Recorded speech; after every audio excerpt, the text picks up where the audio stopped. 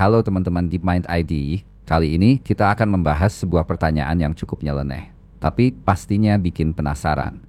Kalau kita bicara soal evolusi, mungkin sebagian dari kalian pernah bertanya-tanya, apakah monyet-monyet yang ada sekarang bisa berevolusi menjadi manusia di masa depan? Terdengar aneh, tapi tunggu dulu. Kita akan coba bongkar pertanyaan ini dari awal sambil memahami bagaimana evolusi itu sebenarnya bekerja. Tidak hanya tentang monyet, kita akan singkat membahas dari mana makhluk hidup pertama kali muncul di bumi, hingga bagaimana jalur evolusi bisa menciptakan spesies yang sangat berbeda.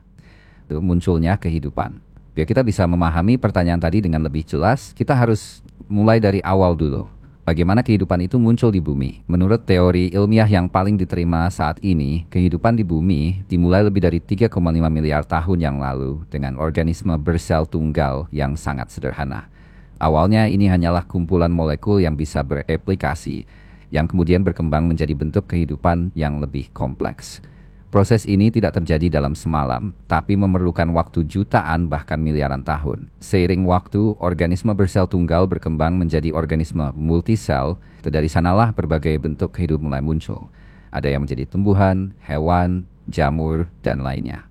Setelah kehidupan pertama kali muncul, pertanyaan berikutnya adalah bagaimana makhluk hidup bisa berubah dari bentuk sederhana menjadi bentuk yang lebih kompleks, termasuk akhirnya muncul spesies seperti kita, manusia. Inilah yang dikenal sebagai evolusi. Evolusi adalah proses perubahan genetis dalam suatu populasi makhluk hidup seiring waktu. Proses ini didorong oleh beberapa faktor, termasuk mutasi, perubahan dalam DNA, seleksi alam, dan adaptasi terhadap lingkungan. Salah satu konsep utama yang diperkenalkan oleh Charles Darwin adalah seleksi alam, di mana hanya individu-individu yang paling cocok dengan lingkungannya yang bertahan dan meneruskan keturunan mereka. Proses ini tidak cepat. Diperlukan waktu ribuan hingga jutaan tahun agar perubahan signifikan terjadi dalam suatu spesies. Namun, inilah yang menyebabkan nenek moyang kita, yang mungkin tampak sangat berbeda dari manusia modern, perlahan-lahan berkembang menjadi bentuk yang kita kenal sekarang. Pohon evolusi. Seiring waktu, kehidupan di bumi bercabang menjadi berbagai spesies yang berbeda. Proses inilah yang membentuk pohon evolusi, di mana setiap cabang mewakili jalur yang berbeda dalam evolusi. Kita dan spesies monyet modern seperti simpanse atau gorila memiliki nenek moyang yang sama.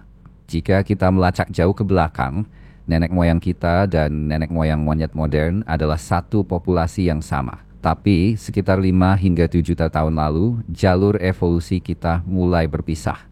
Satu cabang akhirnya berkembang menjadi manusia, sementara cabang lainnya berkembang menjadi berbagai spesies kera yang kita kenal sekarang. Pada dasarnya, meskipun kita berbagi nenek moyang yang sama, evolusi kita mengikuti jalur yang berbeda karena perbedaan lingkungan, adaptasi, dan cara hidup. Hal ini menyebabkan spesies manusia dan monyet modern menjadi sangat berbeda satu sama lain, meskipun secara genetis kita masih memiliki kemiripan.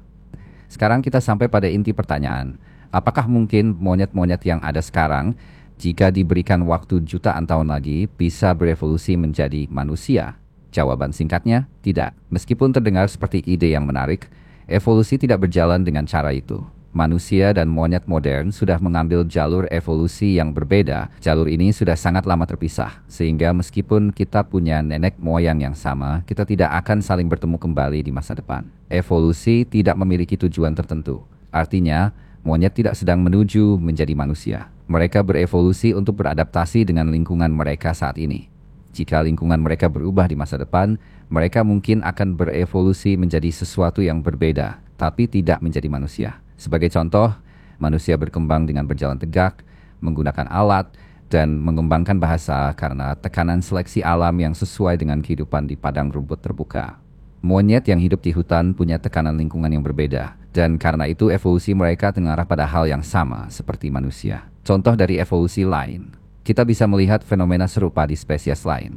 Misalnya kuda dan ayam, seperti yang Anda mungkin pernah dengar, sebenarnya berbagi nenek moyang yang sangat jauh. Namun, mereka berkembang menjadi makhluk yang sangat berbeda karena jalur evolusi mereka dipisahkan oleh waktu dan lingkungan. Dengan cara yang sama, monyet dan manusia juga sudah berkembang terlalu jauh satu sama lain untuk kembali ke titik yang sama di masa depan. Jadi, meskipun monyet bisa berevolusi dan berubah, hasil akhirnya akan berbeda dari manusia. Karena evolusi mereka dipengaruhi oleh kondisi dan kebutuhan yang berbeda. Apakah manusia akan berevolusi lagi di masa depan? Tidak hanya soal monyet, banyak orang juga sering bertanya, jika manusia terus bertahan jutaan tahun ke depan, apakah kita akan berevolusi lagi? Secara teoritis, manusia masih bisa berevolusi. Tapi ada beberapa hal yang membuat proses evolusi kita saat ini berbeda dari evolusi di masa lalu. Perubahan lingkungan dan tekanan seleksi alam yang dulu sangat mempengaruhi evolusi makhluk hidup, kini mulai berkurang dalam hal pengaruhnya terhadap manusia. Di masa lalu, manusia berevolusi untuk beradaptasi dengan lingkungan sekitar, seperti berjalan tegak, menggunakan alat, dan mengembangkan otak yang lebih besar.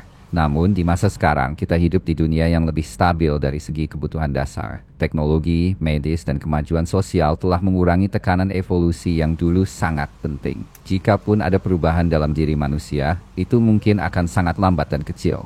Sebagai contoh, mungkin kita akan melihat sedikit perubahan dalam cara tubuh kita beradaptasi dengan kondisi kesehatan tertentu, atau bagaimana kita merespons perubahan iklim. Tapi satu hal yang menarik adalah bahwa perubahan terbesar mungkin tidak lagi datang dari evolusi biologis, melainkan dari teknologi. Dengan kemajuan AI, bioengineering, dan teknologi lainnya, ada kemungkinan besar bahwa evolusi manusia ke depannya lebih banyak berfokus pada aspek teknologi, seperti augmentasi tubuh dengan mesin atau perbaikan genetik daripada perubahan biologis alami. Itulah penjelasan mengenai pertanyaan unik. Apakah monyet bisa berevolusi menjadi manusia, dan apa yang bisa kita harapkan dari evolusi manusia sendiri di masa depan? Pada akhirnya, evolusi adalah proses yang sangat kompleks dan tidak selalu berjalan sesuai harapan atau prediksi kita. Dengan semua ini, kita bisa memahami bahwa evolusi itu terus berlangsung, baik di dalam spesies yang ada sekarang maupun dalam konteks teknologi yang kita ciptakan. Tapi, jangan berharap monyet akan menjadi manusia, atau manusia berevolusi jadi spesies yang sepenuhnya baru dalam waktu dekat. Jadi, jika kalian punya pertanyaan serupa atau ide-ide nyeleneh lainnya yang ingin dibahas, jangan ragu untuk tulis di kolom komentar. Sampai jumpa di pembahasan mendalam berikutnya di DeepMind ID.